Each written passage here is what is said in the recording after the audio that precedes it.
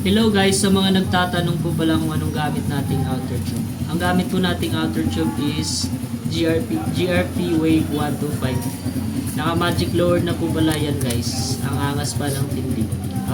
Naka magic lowered na rin guys. Para sa mga gustong mag tie concept dyan, mga hiling mag tie concept. May tatlong klase po pala ito. Yung isa is kagaya niyan, yung plain lang. Tapos yung pangalawa is black shade. Tapos ang pangatlong klase niyan is with engrave. Tingnan natin yung tindig niya guys. Ito na yung tindig ni Blueberry. Yan po ang pangalan ng motor, si Blueberry.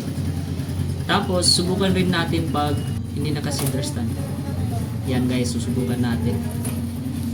Yan guys, napakaangas. Shoutout pala kay Blueberry at saka sa may-ari ng motor, si Boss Rico. Isa sa mga mamaw ng Team Lantaka. Watch out, Baseco. Alright. Order na po kayo.